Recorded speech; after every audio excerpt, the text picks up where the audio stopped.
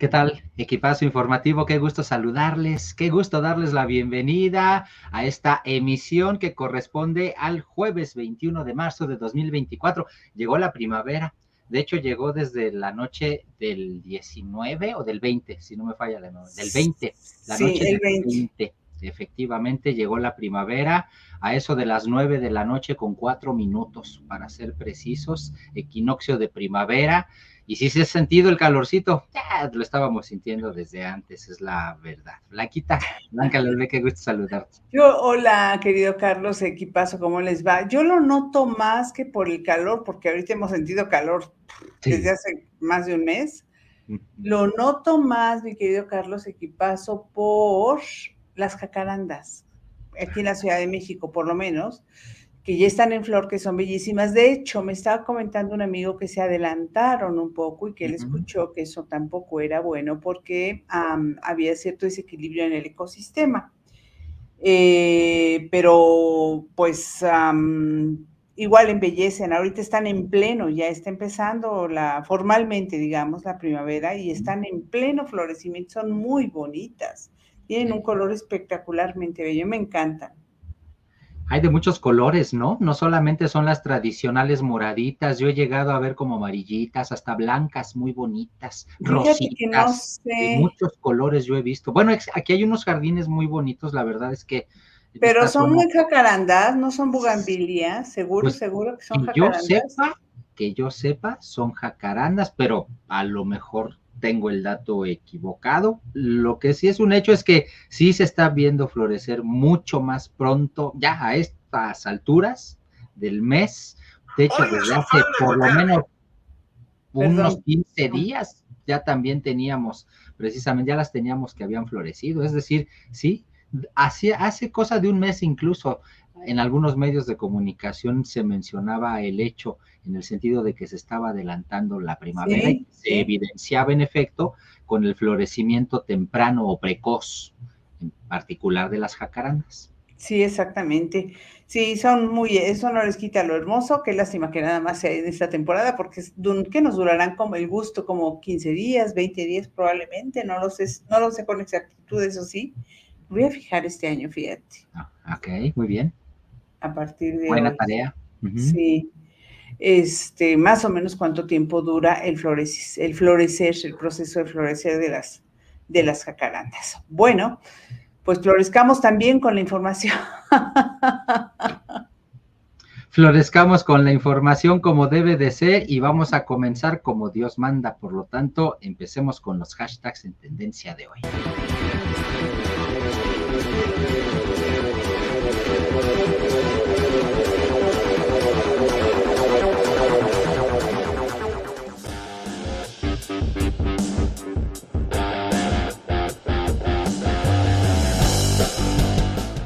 Beatriz Paredes es el primero de los hashtags en tendencia de hoy porque hizo algunas declaraciones en una entrevista en el sentido de por qué ella no fue la candidata para la presidencia de la República por el frente opositor, que ahora se llama Corazón por México.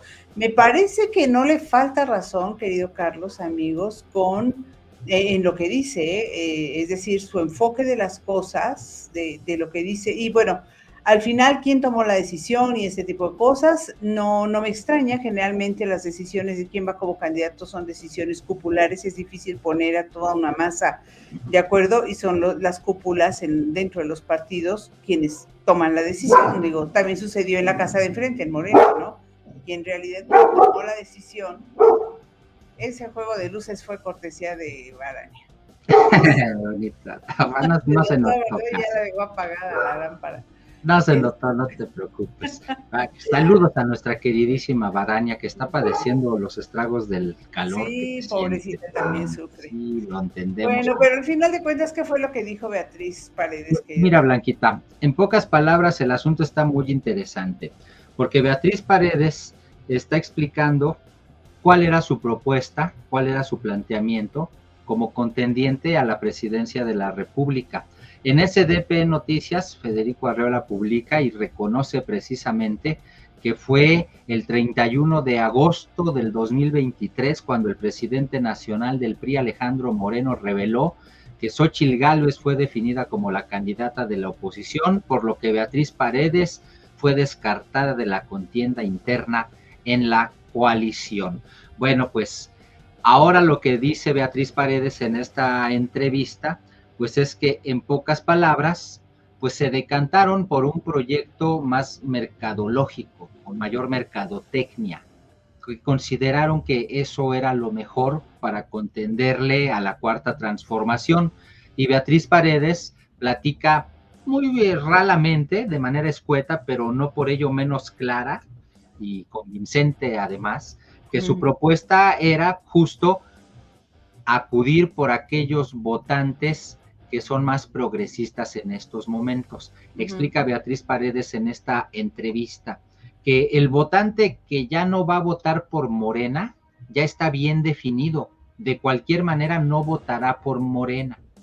Pero hay una franja dentro del electorado que todavía no está bien definida, que no ha decidido su voto. En el análisis que hace Beatriz Paredes, ese electorado, esa franja de indecisos, estaría representada en su mayoría por personas con una ideología o mentalidad de corte progresista. Y en ese sentido iba ella a enfocar sus baterías si hubiera sido la candidata presidencial. Y me parece muy interesante el asunto, porque recordemos que aquí hemos hablado en varias ocasiones de cómo pues dentro del gobierno del presidente Andrés Manuel López Obrador, desde un principio se habló de que iban a ser bastante progresistas, y eso era lo que se preveía después de haber visto pues lo que se ha hecho en el gobierno de la Ciudad de México. Pero la realidad es que con el presidente Andrés Manuel López Obrador, nada de progresismo. El asunto de la interrupción legal del embarazo, el presidente no lo ha tocado absolutamente para nada.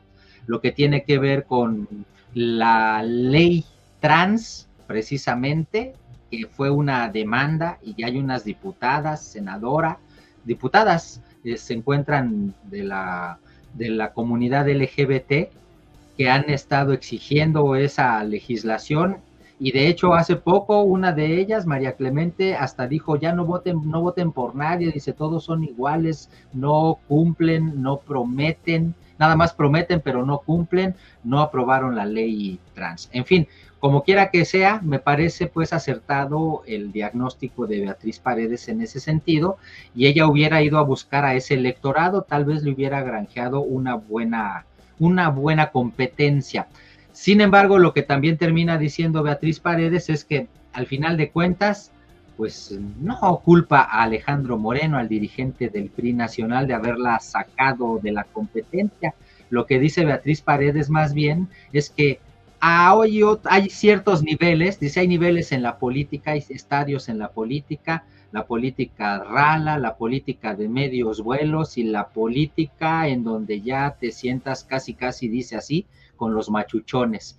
En pocas palabras, da a entender Beatriz Paredes que son los dueños de los partidos, como lo interpreta Jorge Gómez Naredo, que todos sabemos, pues profesor en universidad pública, como él mismo se define en su cuenta de X, pero al mismo tiempo escribe en diversos medios, es afín a la cuarta transformación, y explica en el tuit que publica: aquí Beatriz Paredes reconoce que quienes decidieron imponer a Xóchitl Gálvez como candidata no fueron los dirigentes de los partidos, sino los dueños de esos partidos. Y él añade para su análisis: sí, Xóchitl fue impuesta por Claudio X y demás empresarios. Lo que dice Beatriz Paredes de alguna manera, pues viene a permitir darle verosimilitud a esa parte de la narrativa que ha esgrimido el presidente Andrés Manuel López Obrador, y que hoy, pues quienes son simpatizantes de él y con estas declaraciones de Beatriz Paredes, pues se agarrarán muy seguramente para pues seguir hablando de que en efecto los partidos políticos a veces ni siquiera son la parte más alta de la pirámide. Está apagado tu micrófono, Becky. Sí, gracias, Carlitos. Es que como estaba dando la Edecán, Me parece que es bastante clara, que ella es bastante contundente. Me gusta la frase donde dice, yo soy jugadora de ajedrez, no boxeadora. No dudo en absoluto en lo que dice, me parece que tiene todo el sentido. También creo que si dicen que el hubiera no existe, pero bueno, en el imaginario por lo menos sí, existe como posibilidad, como lo es. Creo que Beatriz hubiese sido una candidata muy distinta, por supuesto, que hubiera traído un electorado muy diferente, probablemente incluyendo al de Xochitl, porque hay quienes dudan todavía, estando en contra de Morena, hay quienes dudan todavía de, pues justamente de aquello de lo que presume, que es evidente en el caso de Beatriz Paredes, que es el profesionalismo, la posibilidad más en Beatriz de formar cuadros para poder, para no poner gente improvisada alrededor suyo y una eventual conformación de un gabinete. Si esa fue la decisión, yo no entiendo cómo es que no aprenden de sus propios errores. Por aquí Carmen comenta que cómo les fue con Fox, que tomaron la misma decisión que tomaron en la época de Fox. Hola, Carmen Castro. Yo creo que lo hicieron con Fox en su momento, los del PAN, y lo hicieron después con Enrique Peña Nieto, también como una creación de un producto de mercadotecnia absolutamente, los del Partido Revolucionario Institucional, y vean en qué condiciones están actualmente. Entonces, ¿cómo es que no aprenden de verdad de sus propios errores y vuelven a cometer el mismo error? No digo que Xochitl sea una mala candidata, digo que habría sido Beatriz Paredes una candidata muy diferente, y también creo, porque se habló en su momento, cuando salió Xochitl Gálvez en lugar de Beatriz Paredes, se habló en su momento de que había sido una imposición, y se vio el descontento de la propia Beatriz, ¿no? Fue muy decente, lo que quieras, políticamente correcta, si quieres, había permanecido callada hasta ahora, pero sí se notó que no estaba del todo feliz. Pues ahí está. Beatriz Paredes fue nuestro primer hashtag en tendencia de hoy.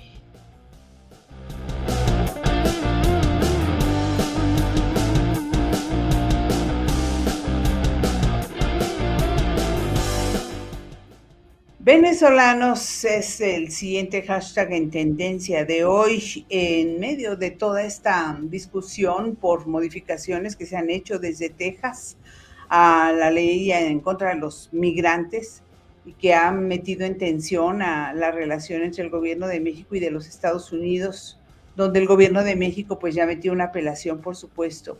El propio gobierno de México, que ha dicho además que no va a recibir a los deportados de los Estados Unidos porque eso es parte del plan, también ha ofrecido por lo pronto a los ciudadanos venezolanos, pues son $160 mensuales, si no me equivoco, que es al final de cuentas una especie, o es de hecho una tarjeta del bienestar, ¿no? Es parte de, Blanquita, en realidad el gobierno mexicano concede $110 mensuales por 6 meses a los migrantes venezolanos que son pues rescatados, como se dice. Aquí sí aplicaría el rescatados en realidad. Yo siempre he sido muy crítico en ese sentido cuando digo que lo que hacen cuando dicen que rescatan a los migrantes en realidad es capturarlos, detenerlos. Sí. Los meten a centros migratorios que son similares a cárceles, centros migratorios en donde incluso ya han muerto migrantes porque los dejaron encerrados en un incendio, no se nos olvide el asunto, y no ha habido prácticamente ninguna consecuencia legal para los responsables. Vaya, no sabemos aún quiénes son los responsables o si habrá responsables de la situación. En fin, en este caso en particular, lo que se revela en la mañanera es muy interesante.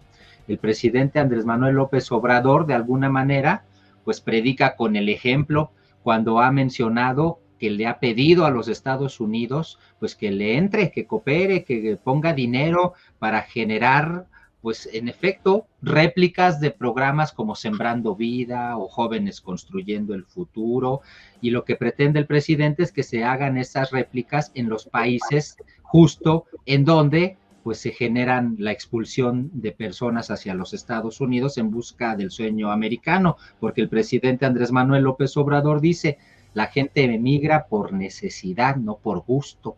Si en sus lugares de origen tienen la posibilidad de ser productivos, de ganar, de quedarse, pues no se van a ir. Y entonces, en ese contexto, el presidente López Obrador le cede la palabra a la canciller Alicia Bárcena, y es ella la que informa que el gobierno mexicano pues le concede $110 mensuales a migrantes venezolanos que son ahora sí rescatados y deportados de regreso a su país, y forman parte de alguna manera pues de los programas del bienestar, por eso el compromiso de 6 meses.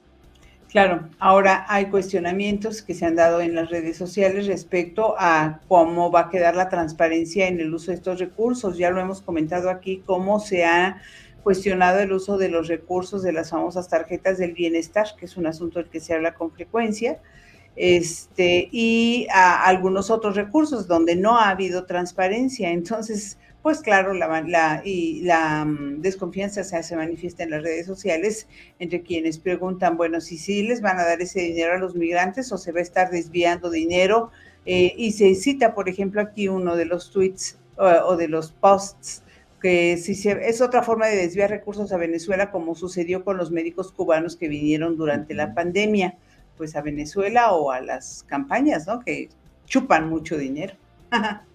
Sí, al final de cuentas no está exenta esta declaración y esta acción en particular, una acción pública, una acción de gobierno, no está exenta de las críticas por parte de los opositores al gobierno del presidente Andrés Manuel López Obrador, porque en efecto, pues el sospechosismo ahí está, y como para la oposición todo lo que ha hecho el presidente Andrés Manuel López Obrador ha sido malo, y en este caso en particular, pues no se explican tal vez de dónde sale tanto dinero, todavía alcanzará hasta para que se lo roben, han de pensar. Y bueno, pues al final de cuentas el presidente López Obrador ha dicho, pues lo que pasa es que ahora se gasta bien, y al final de cuentas, recuerden, todo esto es una lucha de narrativas. Usted le cree a quien usted quiera, pero así más o menos van las cosas en estos momentos, y por eso venezolanos se convirtió en nuestro segundo hashtag en tendencia de hoy.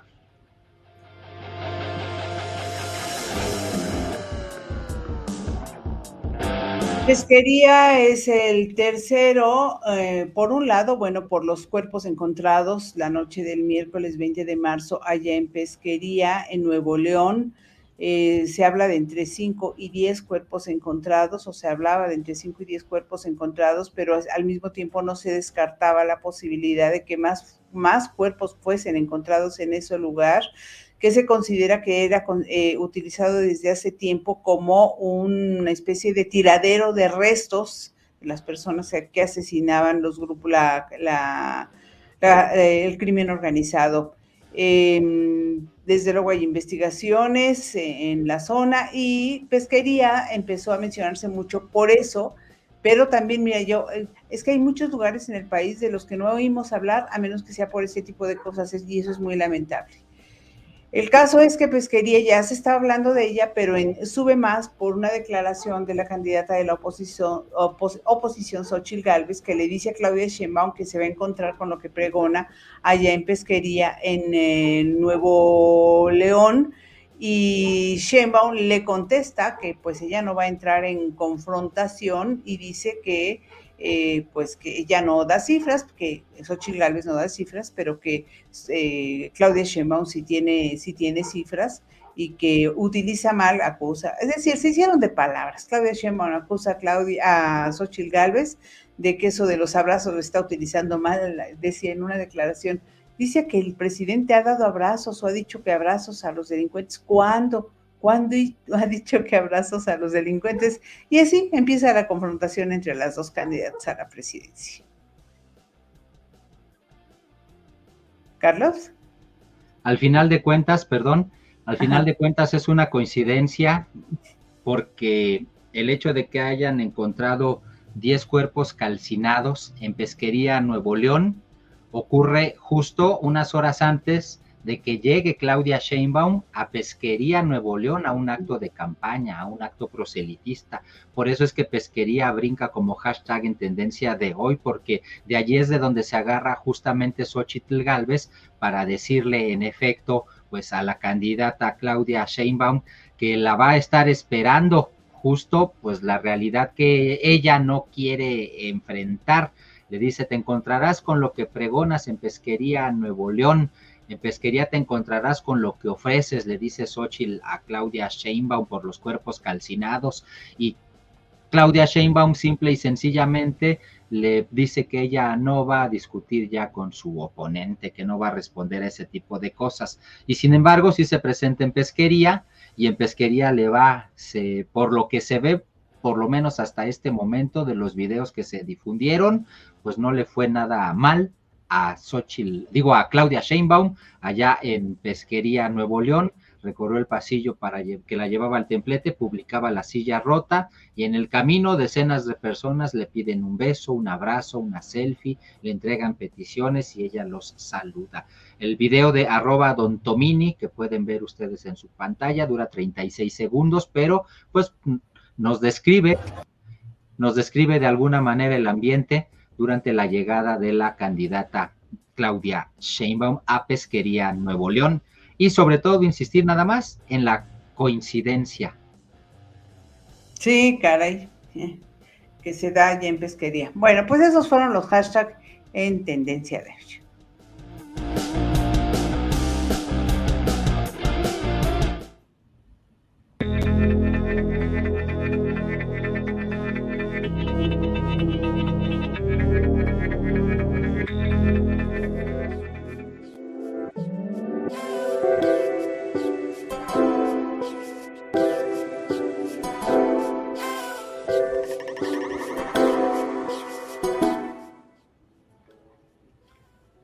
Pues vámonos a las efemérides. El 21 de marzo de 1788, un incendio destruye gran parte de la ciudad de Nueva Orleans, Estados Unidos. Por entonces era la capital de la Luisiana española. 21 de marzo de 1788.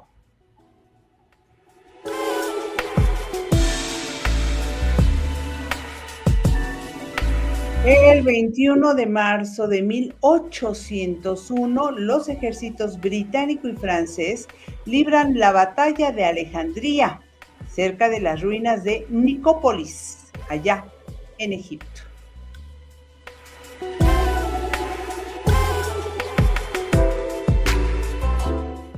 21 de marzo de 1844, día que podía ser el fin del mundo. Imagínense desde cuándo. Esto según las creencias del predicador William Miller, que pasó la fecha al siguiente 22 de octubre. Al no darse las profecías, se generó la gran decepción y originó la religión adventista. ¿Qué tal? 21 de marzo de 1844. 21 de marzo de 1963 se cierra oficialmente la prisión de la isla de Alcatraz, allá en los Estados Unidos, a causa de los vertidos y consiguiente contaminación que producía en la bahía de San Francisco Cerrada.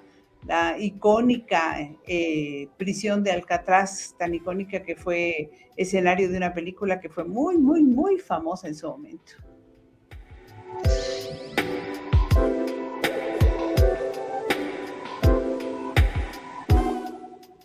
Alcatraz, Fuga Imposible. Ándale. Con Clint Eastwood, si no me falla la memoria, un clásico, en efecto. Bueno, 21 de marzo, pero de 1966, la Organización de las Naciones Unidas proclama de manera oficial el Día Internacional de la Eliminación de la Discriminación Racial, con motivo de la masacre de Sharpeville, ocurrida en esta misma fecha del año 1960. Masacre de Sharpeville, Sudáfrica, en la que la policía dispara contra una manifestación pacifista, causando la muerte de 69 personas de raza negra e hiriendo a otras 180. 21 de marzo de 1966.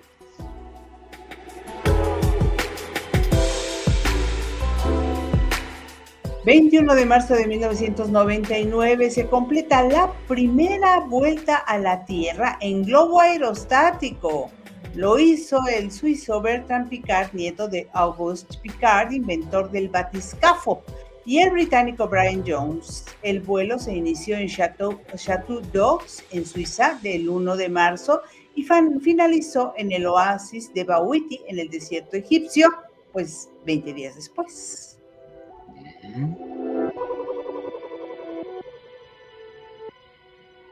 21 de marzo del año 2006, esta ya está muy cercana y les va a servir a todos para pantallar a los cuates. En esa época, en ese año, en el 2006, 21 de marzo, se creó Twitter, el sitio web de microblogging en San Francisco, California. Ahí se creó, pero no se lanzó, sino hasta julio del mismo año.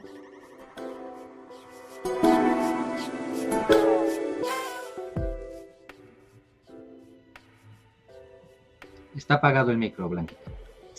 El vuelo 21 de marzo de 2022, también muy cerquita la fecha, el vuelo 5735 de la compañía China Eastern Airlines, se estrella en las montañas de Guangxi, en China.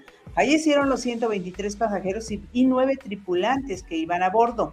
Según las primeras investigaciones realizadas, las causas pudieron ser que el piloto o alguien del pasaje forzó a que el aparato se precipitara.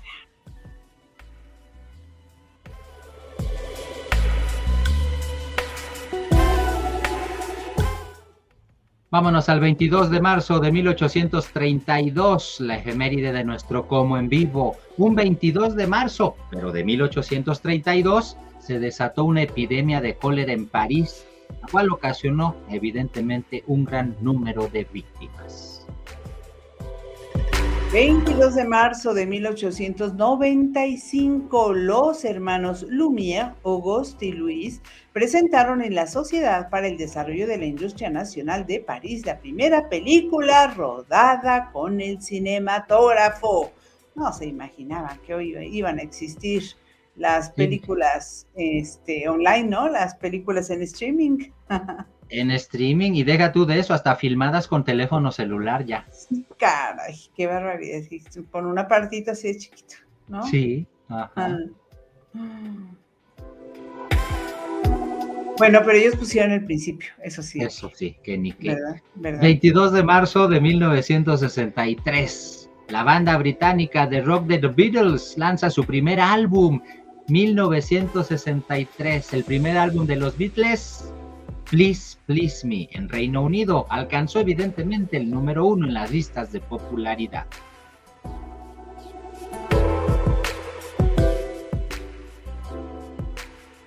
...22 de marzo de 1993... la Organización de las Naciones Unidas declara este día, 22 de marzo... como la fecha para la celebración del Día Mundial del Agua. ¿Y ustedes qué hacen para ahorrar agua? 22 de marzo del año 2006, en España, la organización terrorista ETA anuncia un alto al fuego permanente y verificable, 22 de marzo del 2006.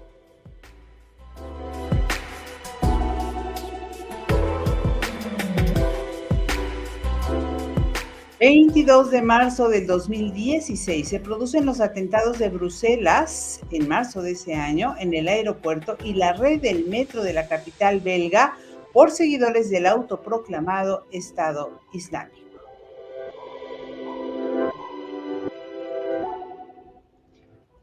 Y 22 de marzo del año 2017 ocurrió un atentado en la zona del Palacio de Westminster, allá en Londres, en el Reino Unido. Fue perpetrado por el autoproclamado Estado Islámico, causando la muerte de 4 personas y 20 más heridos. Un año después vuelven a atacar. Un año después, el mismo Estado Islámico, precisamente. Sí. ISIS le decían, ¿verdad? Así es. Bueno, pues hasta aquí las efemérides de estos 2 días que dice Carmen que como siempre nos enseñan cosas interesantes. También dice Curiosidades M, otra efeméride, el sábado 21 de marzo del 2020 fue el primer día del confinamiento o cuarentena en México por COVID. Fíjate, no me acuerdo. Excelente dato. Muy buen dato, muchas gracias. Muchas gracias. Y aprovecho para saludar a Antonita Carreón, a Carmen Castro, que ya anda por aquí. Muchísimas gracias. Caosfera, nuestra moderadora en el YouTube, también anda por acá. Saludos a todos los que ya nos han saludado por aquí en el chat. Pero pues ya nos vamos a lo que sigue. Vámonos a lo que sigue, porque ya está nuestro amigo tras bambalinas.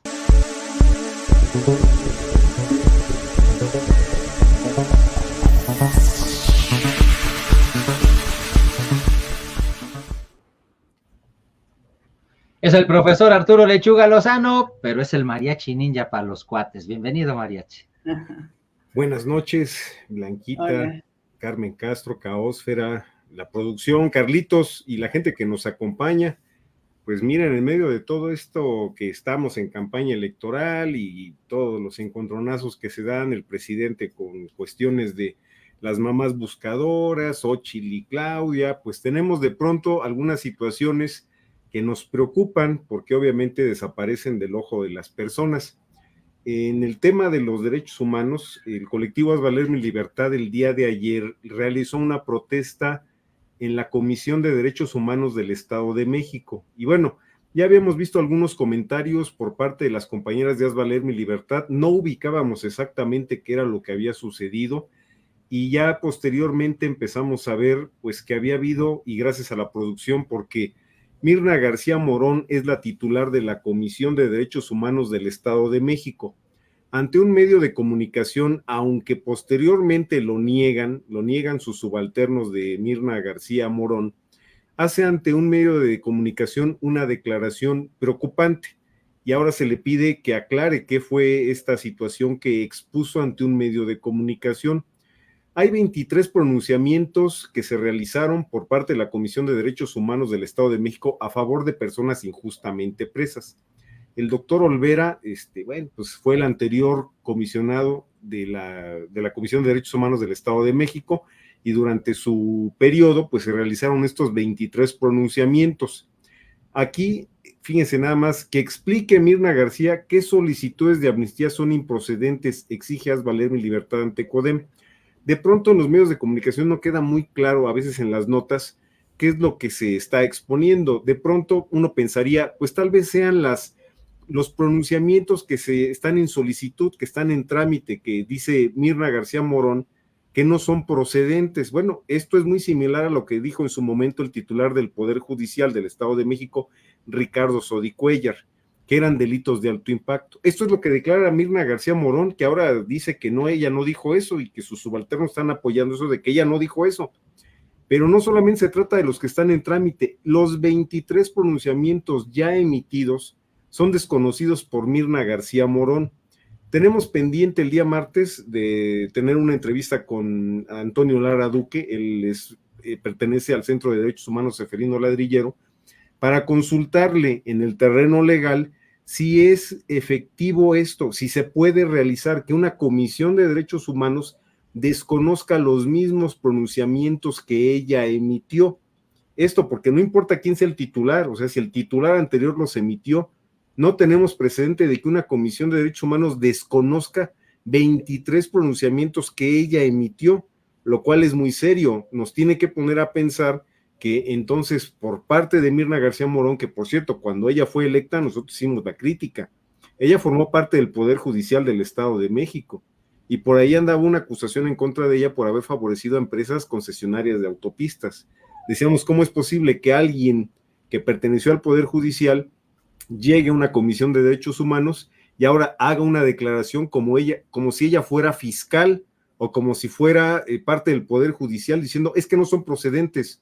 Y además 23 pronunciamientos ya emitidos, ahora resulta, no sé, esta situación sí es de preocupar. Aquí vemos las imágenes gracias a la producción. Fíjense nada más, ayer fueron las compañeras de Haz Valer Mi Libertad, ¿y qué fue lo que hicieron los encargados de la Comisión de Derechos Humanos? Pues cerraron la puerta y pusieron una cadena y un candado. O sea, se estaba pidiendo un diálogo para precisamente aclarar esta situación. Cerraron la puerta. ¿Cuál fue el argumento que dieron? Que Protección Civil había encontrado una situación ahí extraña en la comisión, entonces por eso tuvieron que cerrar la puerta. Bueno, preocupante, y es bueno que las compañeras hayan presentado esta protesta y esta exigencia, porque debe de aclarar la titular de la Comisión de Derechos Humanos por qué hizo esa declaración ante un medio de comunicación, que por ahí el medio de comunicación dice, sí, tenemos el audio, tenemos lo que dijo Mirna García Morón. Ahora se dice que no, ella no dijo nada, y que les den un voto de confianza. Piden ahí los subalternos de la comisionada de Derechos Humanos, que salieron a entrevistarse con las compañeras, dicen, no, pues denos un voto de confianza. Bueno, ante esas palabras, ¿cuál voto de confianza? Gracias a la producción. Fíjense nada más, aquí en esta nota de El Heraldo, precisamente viene en una de las últimas partes, porque dice, son delitos de alto impacto, pero fabricados bajo tortura, recordando que la ley de amnistía en el Estado de México tiene una complementaria para abordar precisamente fabricación de delitos de alto impacto, que por cierto hay otra cuestión, ahora hicieron un cambio y resulta que, por ejemplo, delito de secuestro, que es uno de los de alto impacto, ya lo hicieron federal, o sea que es un delito federal, pero no es retroactivo, entonces no puede aplicar a estas ya sentencias que recibieron algunas personas, no puede ser retroactivo. Gracias a la producción, fíjense nada más, aquí en Diario Portal se manifiesta esta mañana en el edificio de la CODEM para exigir una explicación sobre las declaraciones de su titular Mirna García Morón, aquí yo agrego el otro apellido, donde aseguró que la mayoría de las solicitudes que promueve el colectivo son improcedentes. Aquí entraba la duda, si se trataba de las que estaban en trámite, pero de pronto resulta que son las 23 también, las que ya habían sido emitidas, gracias a la producción. Dice luego de que la titular de la CODEM desconociera los pronunciamientos del organismo en 23 casos de los llamados injustamente presos, el colectivo Haz Valer Mi Libertad exigió reconocimiento de los mismos. Esto es, tiene que explicar la titular, la comisionada Mirna García Morón, por qué hace esa declaración. Es prácticamente la copia de lo que en algún momento Ricardo Sodi Cuellar dio ante medios de comunicación, como si el señor no conociera los casos, como si no hubiera quedado pendiente el establecimiento de un comité técnico donde iba a participar él, el Poder Judicial, obviamente él como titular, la CODEM, los legisladores del Estado de México y el propio Poder Ejecutivo, que en ese momento estaba a cargo de Alfredo del Mazo. Entonces, la situación es preocupante, porque además también tenía que haber participado en ese consejo técnico la parte afectada, las familias de los injustamente presos. Jamás se estableció. Pero entonces, ¿por qué vuelven a hacer esto ante medios de comunicación a decir que se trata de delitos de alto impacto como si no conocieran de qué se trata, fabricación de culpabilidades? Y además, que la Comisión de Derechos Humanos no puede fungir como si fuera fiscalía o como si fuera un juez donde determina que no proceden porque resulta que son delitos de alto impacto. ¿Cuál es su misión de la Comisión de Derechos Humanos? ¿Verificar que se violaron derechos humanos o emitir juicios como si se tratara de una fiscalía blanquificarlos? Tiene mucho que explicar la titular de la Comisión de Derechos Humanos, y el martes platicaremos con Antonio Lara Duque para saber si una Comisión de Derechos Humanos puede desconocer 23 reconocimientos de que hubo irregularidades y tortura en casos de personas injustamente presos. Sería un precedente, o sea, que una Comisión de Derechos Humanos diga, no, pues desconozco 23 recomendaciones o reconocimientos de que hubo tortura o irregularidades en 23 juicios. Sería algo completamente, de verdad, o sea, sin precedentes. No tengo yo conocimiento, Blanquita y Carlos, que eso haya ocurrido en una Comisión de Derechos Humanos, que desconozca sus propias recomendaciones. Muy interesante, mi estimado Arturo, pues te estaremos escuchando la próxima semana sobre ese asunto, porque bien vale la pena, pues en efecto, y más allá de que lo hayan desconocido, pues si se retractan o no, de cualquier manera, creo que aquí se tendrían que estar fincando responsabilidades por una actuación errática de la propia comisión. No puede ser que esté yendo y viniendo en sus propias declaraciones. De esa manera quedan desprotegidas todavía sobremanera las víctimas. Así que, pues vamos a darle seguimiento al asunto, mi estimado Arturo. Muchas gracias. Al contrario, y Blanquita y Carlos, pues como siempre agradecerles, y estaremos pendientes de esto porque es preocupante. Y ya veremos qué es lo que dice la titular de la Comisión de Derechos Humanos, que ahora se desdice o manda a sus subalternos a decir, no, yo no dije eso. Y el medio de comunicación dice, no, sí tenemos las grabaciones. Entonces, bueno, de lo que declaró, ahí estaremos pendientes. Les mando un gran abrazo y nos vemos la próxima semana. Muchísimas gracias, ahí estamos en contacto. Abrazo. Muchas gracias, querida amigo María Chique, muchas gracias. ¿Sabes qué sentí, Carlos, cuando vi la nota de esto de este desconocimiento, como poniéndome un poco en los zapatos de las mujeres que luchan de Haz Valer Mi Libertad, son casi todas mujeres, o las personas, ¿no?, que están en Haz Valer Mi Libertad, que toda esta lucha de tantos años por obtener esas amnistías, que no les han concedido plenamente además, porque siguen en la cárcel sus familiares, se desmoronaba, como si les hubieran arrebatado de pronto todo ese esfuerzo, todo eso que hicieron. Debe ser tan doloroso y dar tanta rabia y tanta impotencia. Pues cómo no. Y es lamentable porque además recuerda que estas amnistías las ofreció el propio presidente Andrés Manuel López Obrador en un momento en el que pues estábamos recordando, ya se cumplieron 4 años precisamente del confinamiento, y justo por la pandemia de COVID-19 y para evitar el hacinamiento en las prisiones, para despresurizarlas, el propio presidente se comprometió justamente a que personas con características como en las que representan precisamente el colectivo Haz Valer Mi Libertad se encuentran injustamente presas. Y pues, ¿cómo es posible que a 4 años la respuesta ahora siga siendo la de darles la espalda, desconocerles, y eso que ya tenemos un gobierno de Morena, ahí en el Estado de México? Es que humanista, así se autodefine, ¿no? Pues sí. El asunto es no solo inconcebible, sino inadmisible, pero bueno, no obstante todas estas cosas que pasan y las que vamos a narrar después, resulta que, bueno, México no es el país más feliz del mundo. Ese puesto es para Finlandia. Allá hay que ir a ver qué hacen bien los finlandeses. También hay que tomar en consideración el tamaño de los países. Finlandia es proporcionalmente muchísimo más pequeño que México. Pero México sí es el país más feliz de Latinoamérica. Estamos en el lugar 25 en el ranking mundial, son 143 países, donde Afganistán es el país que está al final de la cola. Creo que le gana a Costa Rica, ¿no? A México. Le gana Costa Rica a México. Bueno, México está en es que no veo a Costa Rica, fíjate. México dice, la nota de Forbes dice, entre los países latinoamericanos objeto del estudio, México, puesto 25, es el mejor situado, seguido por Uruguay 26, Salvador 33, Chile 38, Panamá 39, Guatemala 42, Nicaragua 43, Brasil 44, Argentina 48, Paraguay 57, Honduras 61, Perú 68, República Dominicana 69, Bolivia 73, Ecuador 74, Colombia 78 y Venezuela 79.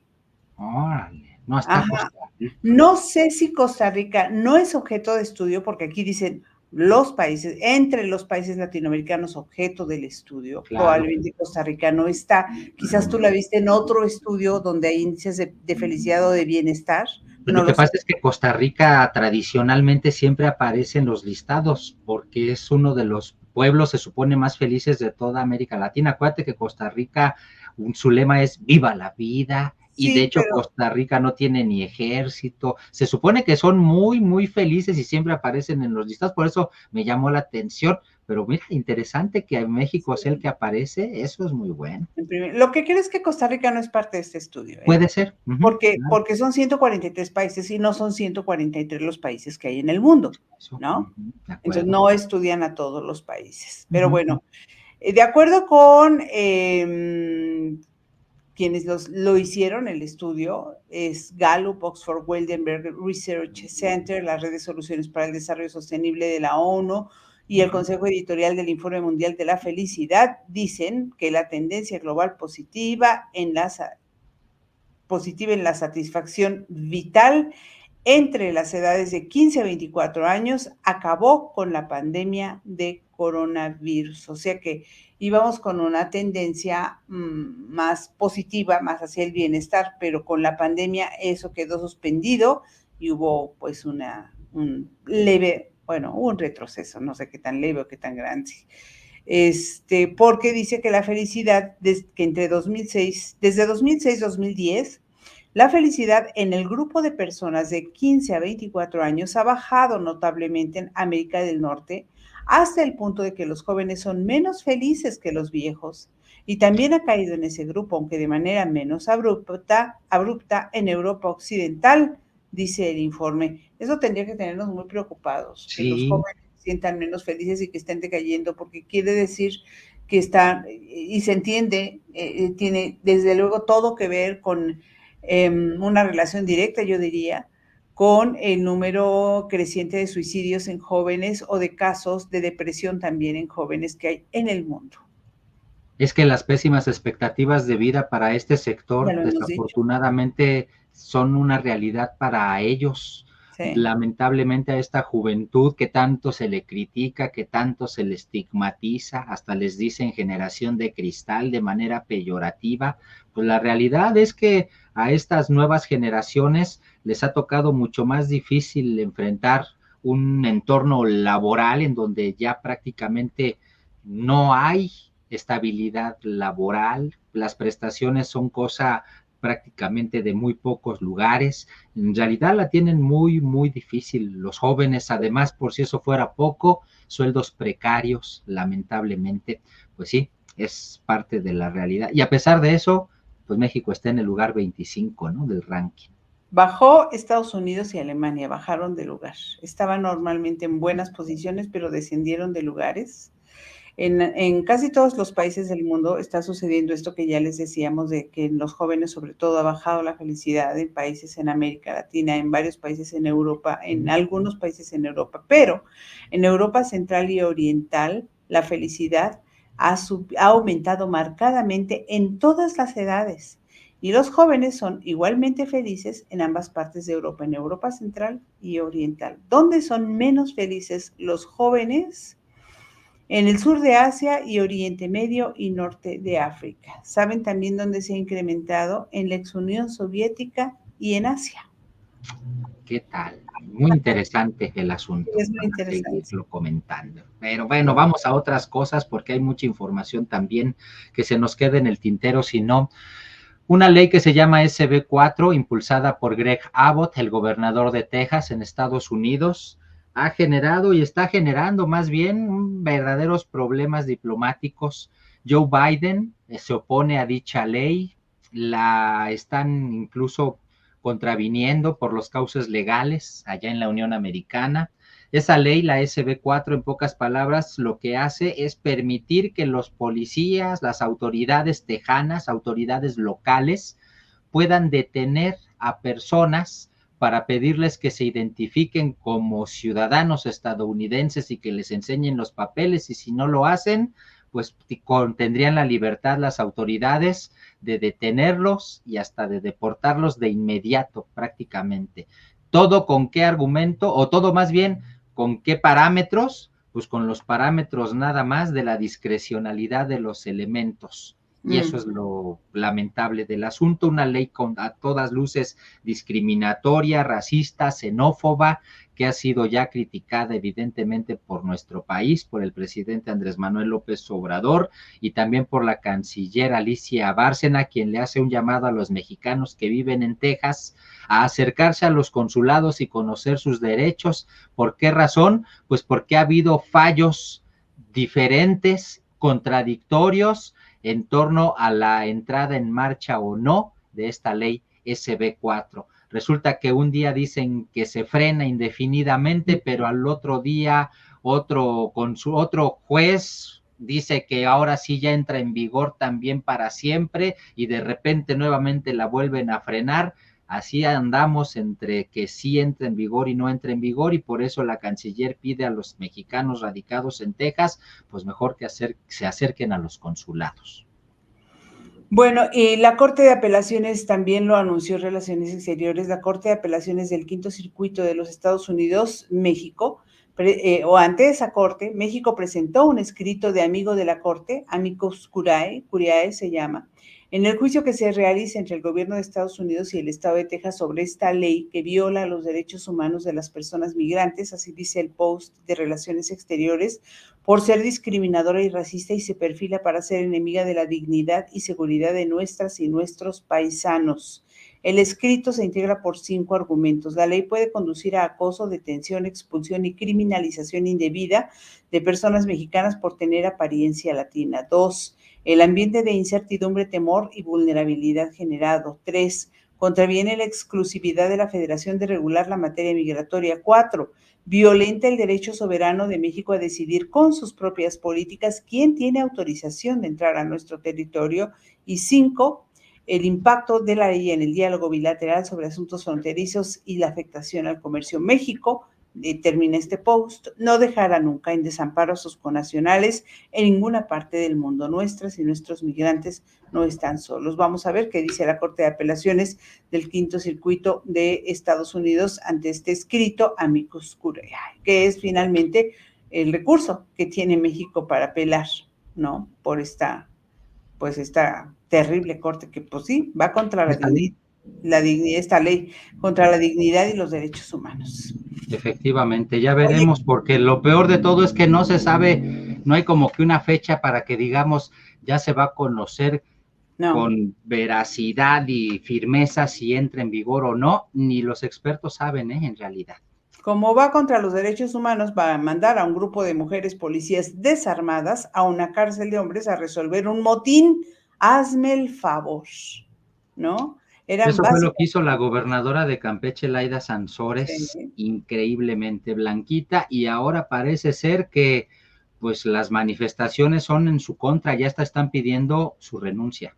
Cientos de personas salieron a marchar en calles de Campeche. A mí esto me sorprendió muchísimo porque Campeche es uno de los estados que da pocas notas. La que da notas es Laida Sansores con sus declaraciones con frecuencia, la gobernadora, la ilustrísima gobernadora de Campeche.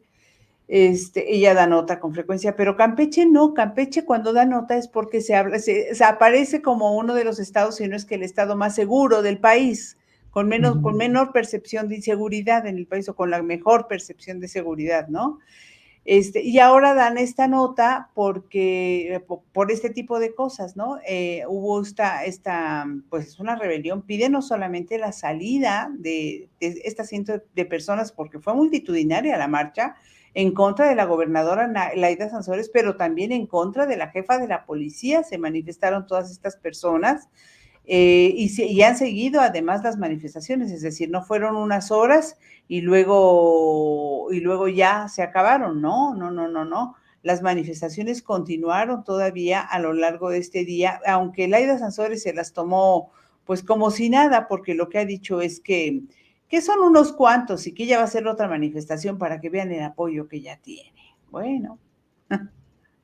Eso quizás es lo más grave de todo, Blanquita, el hecho de que la propia gobernadora no parece tener la capacidad de reconocer que se hizo mal.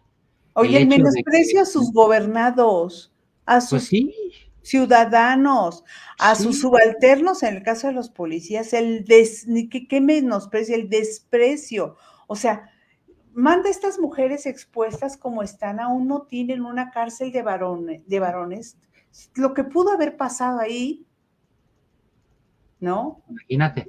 Es inimaginable, de verdad, terrible. Pero lo peor del asunto es que ante los reclamos y ante las exigencias de que retire del encargo a la mujer que se llama Marcela Muñoz, bueno, pues la propia gobernadora la respalda una vez más, en lugar de decir vamos a investigar por lo menos, no, simple y sencillamente sale a burlarse, incluso que eso es lo peor, aparentemente sale a burlarse de los ciudadanos, porque recordemos que eso es lo peor del asunto. El presidente Andrés Manuel López Obrador es una persona que tiene una calidad moral muy grande y él se da el lujo de despachar los asuntos desde la mañanera, pero para él no tienen costo político. Esa es la diferencia. Recordemos que ya ha intentado hacer lo mismo el gobernador de Veracruz, Cuitláhuac García, por ejemplo, el gobernador de Zacatecas, David Monreal también. Bueno, ahora hace lo propio la gobernadora de Campeche, Laida Sansores. pues la realidad, también seamos honestos, es que en el caso de los otros dos gobernadores tampoco trajo ninguna consecuencias. Veremos Pues en no. este. No, mientras sean morenistas no hay consecuencias, ¿no? Veremos en este, por eso digo. Uh-huh.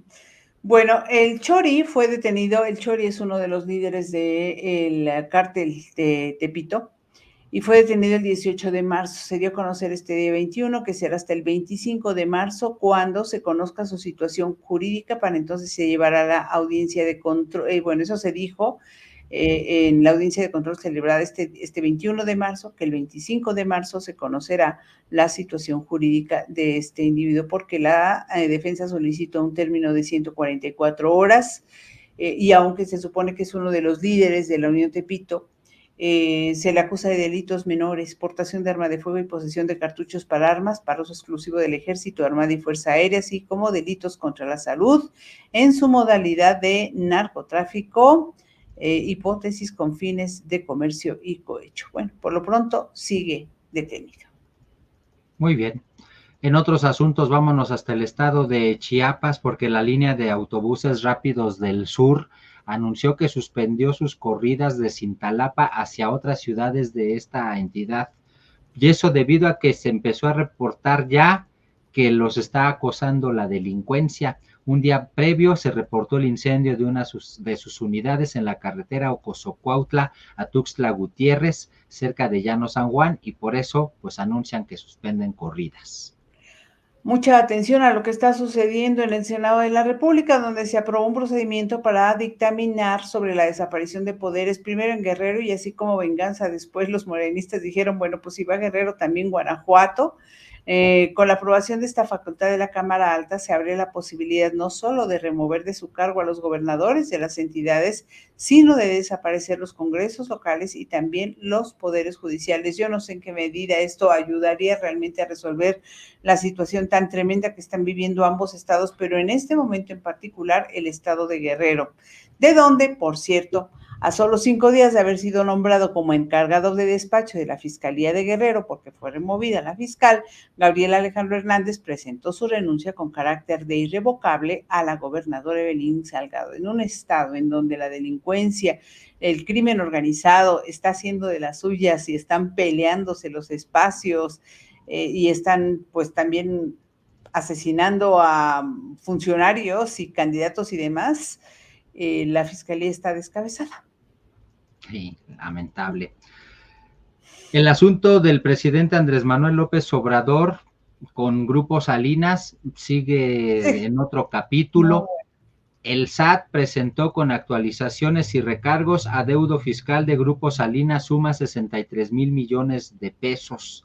Al presentar el informe sobre 17 juicios fiscales que enfrentan las 4 empresas que conforman Grupo Salinas, el jefe del Servicio de Administración Tributaria, Antonio Martínez Dagnino, reportó que en conjunto los adeudos suman 63 mil millones de pesos con actualizaciones y recargos, porque en su mayoría son incumplimientos que se originaron en pasadas administraciones. 90% corresponden a la aplicación de la figura de consolidación fiscal, que desapareció en 2013. Ese es el primer párrafo de la nota que publican en La Jornada Alonso Urrutia y Arturo Sánchez en La Jornada, en la sección de Economía. Bueno, esto sucedió después de que Ricardo Salinas Pliego unas horas antes, la noche previa, porque lo da a conocer que la deuda, que es el doble de lo que habían dicho un día anterior, el presidente en la mañanera, ¿no? En la noche, Ricardo Salinas Pliego empieza a hablar pues hace una crítica, sube un mensaje, lo transmite en sus canales de televisión, un mensaje con una crítica muy, muy dura al gobierno del presidente López Obrador, y hablando incluso de los malos manejos de las famosas becas del bienestar. Y entonces el presidente no solamente dice, la deuda no es de 30 y tantos millones, es de 60 y tantos millones, pero además lo reto a que presente pruebas de eso que está diciendo, de que hay malos manejos en los programas del bienestar. Yo digo, sí, por supuesto, debería presentar pruebas. Igual que le pregunto, igual que las ha presentado el presidente en todas las acusaciones que ha hecho hacia todos lados para todo el mundo, ojalá también en presentar esas declaraciones con pruebas, ¿verdad? para que tuviera la autoridad moral de exigirlas. Porque si no nos estamos haciendo en un mundo en donde el presidente y Ricardo Salinas y cualquiera puede hacer declaraciones en contra de otro sin fundamento y como mínimo ensuciar su nombre. Por lo pronto, el presidente Andrés Manuel López Obrador, Blanquita, amigos del equipazo, dijo que ya no buscará reunirse él con el empresario. Le preguntaron si él buscaba reunirse o pretendería reunirse con él. Él dijo no, dice que sea el Poder Judicial el que resuelva. Ya lo dejó en manos del Poder Judicial el presidente de México. Y dos rápidas.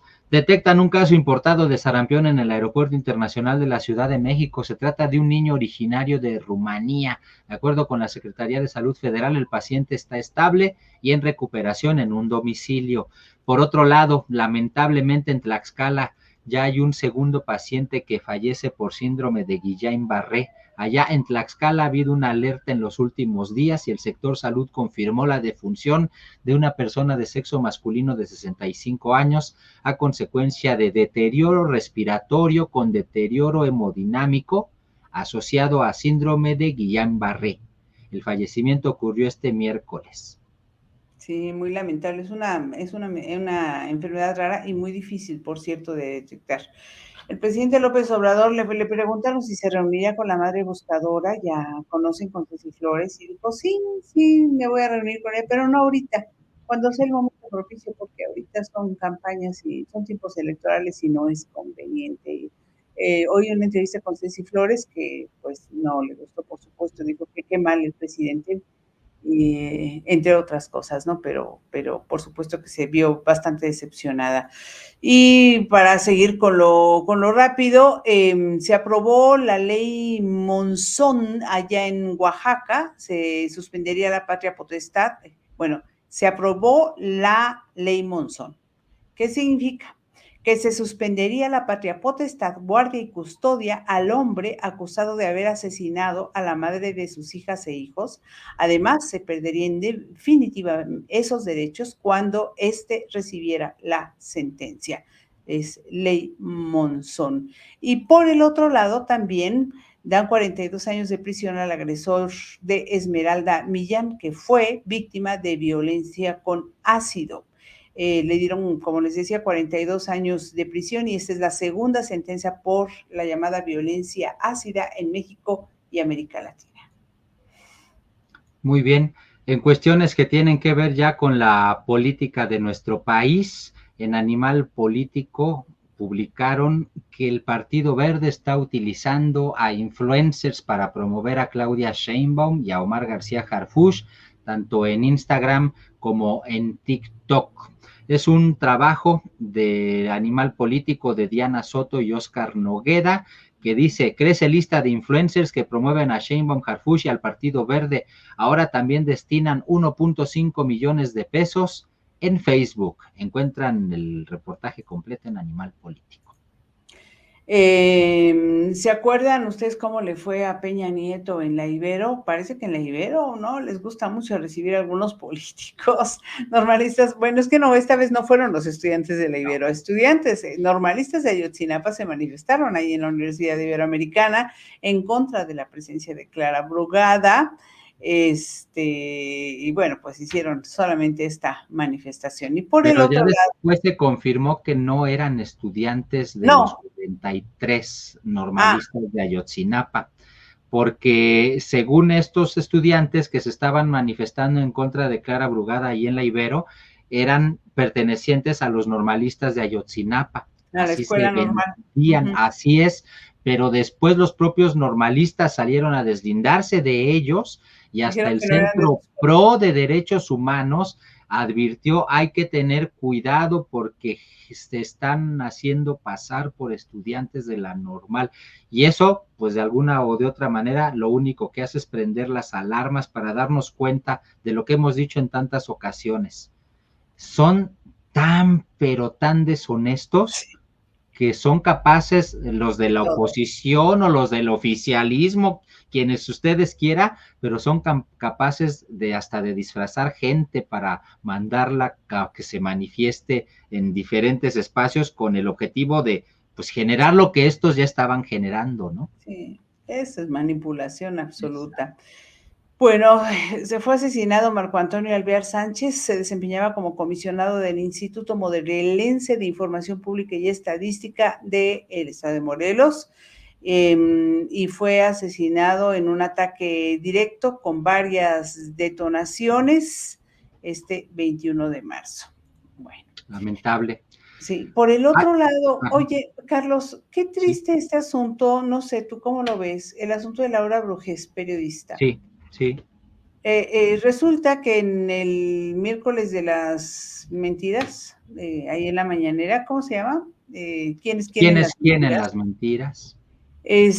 La señorita Liz, ay, perdón, Elizabeth Vilchis. Elizabeth Vilchis Ya lo tengo. dice que Laura Brujés es una administradora de un chat en WhatsApp en el que bueno, vamos a escucharla.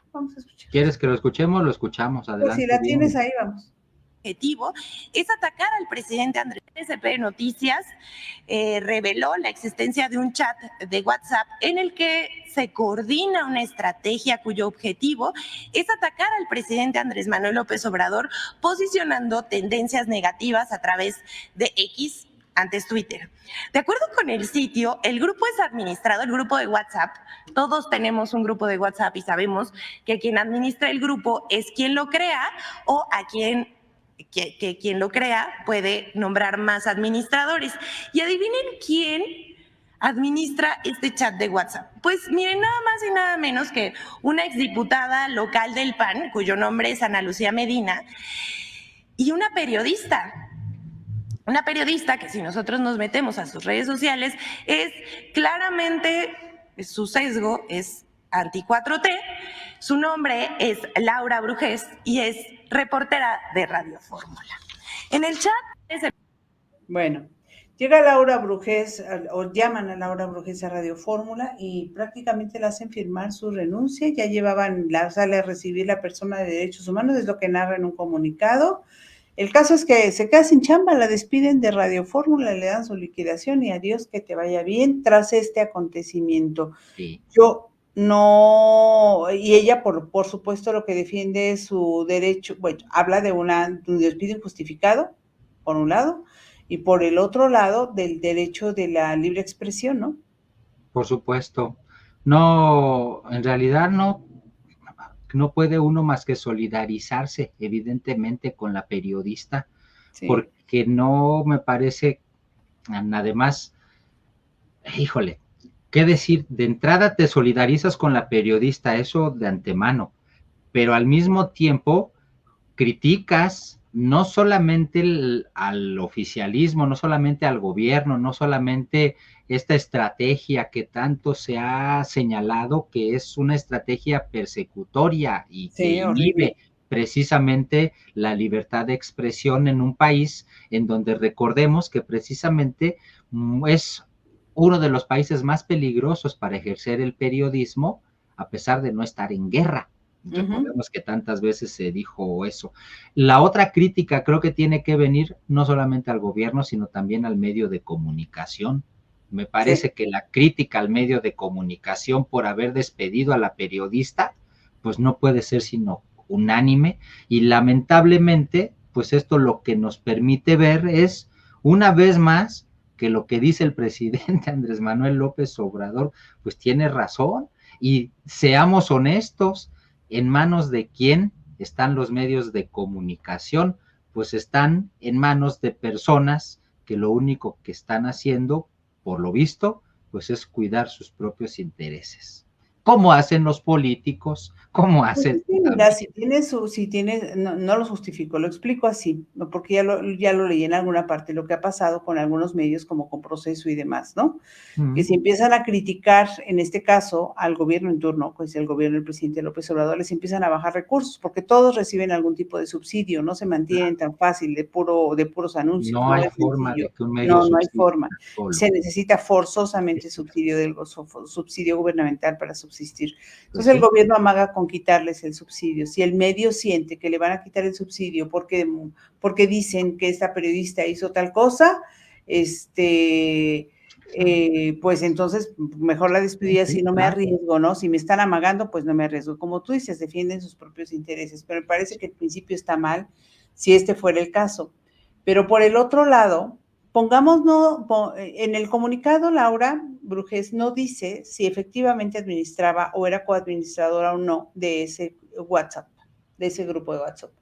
Y si lo fuera, digo yo, está en su derecho, ¿no? Como estaríamos en nuestro derecho tú o yo como ciudadanos, de no estar necesaria o forzosamente de acuerdo con el presidente. Tendríamos que estarlo si viviéramos en un lugar como, no sé, Nicaragua, como Cuba, como China, ¿no? Que si no estás de acuerdo con él y golpeas al gobierno, pues te matan, tan fácil como eso, ¿no? Y además eso está formalizado. Bueno, no tienes la posibilidad, con un gobierno autoritario así, dictatorial, no tienes esa posibilidad. Se supone que aquí sí la tenemos. Mientras ella no falle en su trabajo, yo no le vería problema, o sea, no tendría por qué ser una razón para despedirla de su trabajo.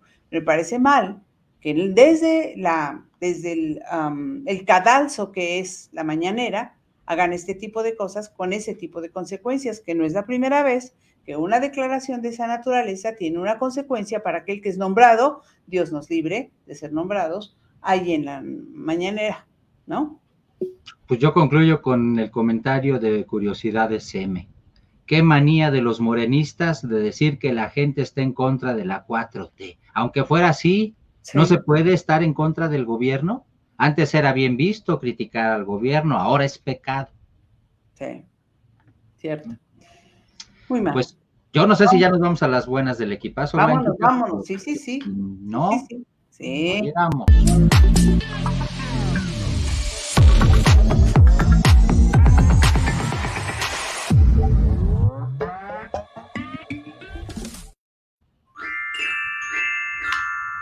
Déjame como primera buena del equipazo, Blanquita, pues agradecerle por supuesto a nuestro querido amigo el Mariachi Ninja, su apoyo solidario, como siempre. Viene Corcorito para ti, Mariachi. Gracias.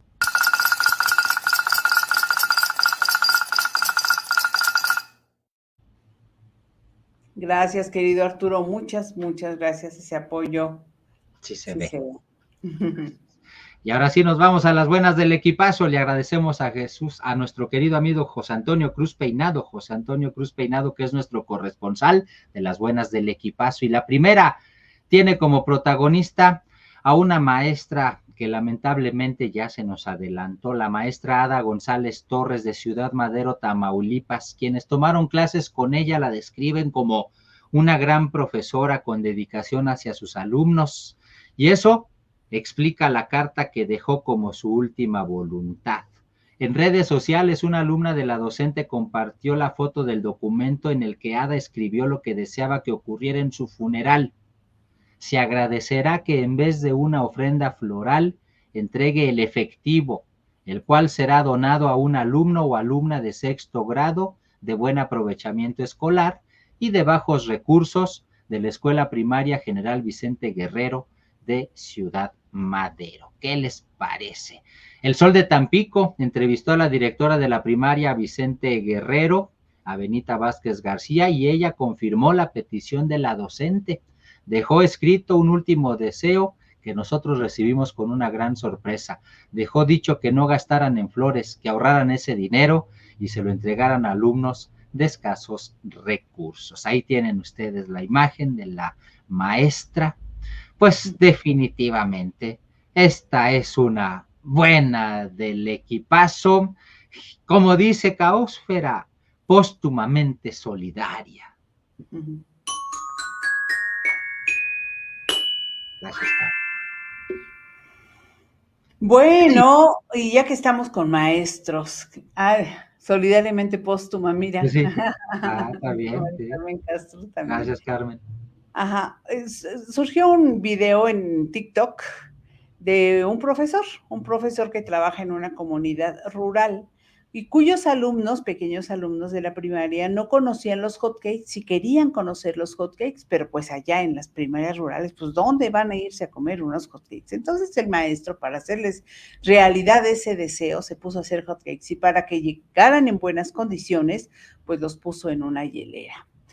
Llegó a la clase y les dio una guayaba a cada uno de los alumnos. Les dio primero una fruta y después la sorpresa. Y luego les dio su hot cake con, desde luego, miel de maple y con algo de leche condensada. Los niños estaban muy contentos, muy felices por haber, pues, conocido finalmente por primera vez los hot cakes. Él pone el video, se ve que, pues, que transita, no sé si en bicicleta o cómo, pero llega, dice que conoce a un nuevo amiguito, un perrillo que lo fue siguiendo un pedacito, y luego ya llega con los alumnos y pues por supuesto que ha tenido muchísimas vistas el video y muy buenos comentarios. Pues esta es una buena del equipazo. Ah, qué bonito. Sorpresivamente deliciosa, dice Caósfera. Y dice Carmen Castro, otra buena del equipazo, muy deliciosa y amable con los pequeños. Eso. Saludos hasta Canadá, Carl López dice, hola equipazo, saludos desde Canadá, pues saludos hasta Canadá, Carlos, mucho gusto. Muchas gracias por vernos, por estar por acá. Vámonos con la siguiente buena del equipazo. Este 21 de marzo es el Día Internacional del Síndrome de Down. El síndrome de Down existe en todas las regiones del mundo, evidentemente. Tiene efectos variables en los estilos de aprendizaje, en las características físicas o en la salud de las personas. La Organización de las Naciones Unidas da estos datos a propósito de este Día Internacional del Síndrome de Down este 21 de marzo. Y en 2018, cuando Chloe Lennon, una niña británica, quiso que todos sus compañeros del colegio apoyaran la diversidad con un gesto muy sencillo, pero cargado de simbolismo, pidió que al día siguiente todos llevaran un calcetín de diferente color. Era el 21 de marzo de ese año y precisamente pues eso sirvió justo para celebrar y conmemorar el Día Internacional del Síndrome de Down. Este 21 de marzo la ONU pide acabar con los estereotipos sobre el síndrome de Down, definitivamente. Pues ahí está, 21 de marzo, un día para usar calcetines disparejos como parte de la conmemoración y sobre todo de generar conciencia acerca de la importancia de darle visibilidad a este sector de la población. Dice Caósfera, es una buena del equipazo, especialmente entrañable y muy colorida. Y dice Carmen Castro, muy inclusiva.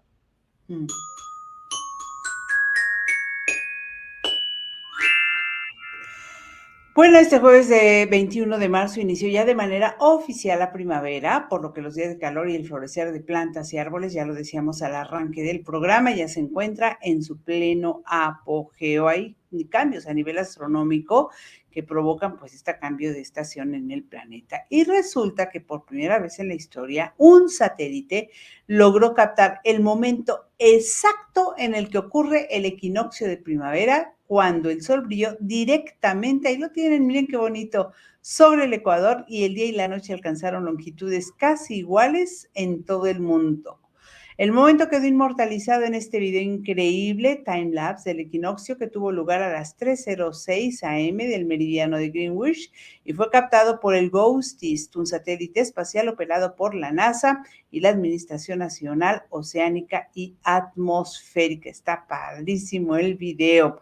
GOES está tomado durante todo un año una imagen fija por día exactamente a la misma hora, desde la misma posición antes de unir todas las imágenes. Así, la animación resultante muestra el movimiento constante de la línea que divide el día y la noche. El satélite vigila la mayor parte de América del Norte, incluidos los Estados Unidos y México, además de América Central y del Sur, el Caribe y el Océano Atlántico hasta la costa occidental de África. Y aunque muchas personas crean que el nombre de primavera se originó de forma arbitraria para designar a las estaciones del año, lo cierto es que las 4 estaciones están estrechamente relacionadas con el movimiento de la Tierra en relación al Sol.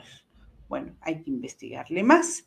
Una buena del equipazo, celestialmente primaveral, dice Caósfera. Mari Carmen Castro, una buena del equipazo, muy primaveral. Ajá.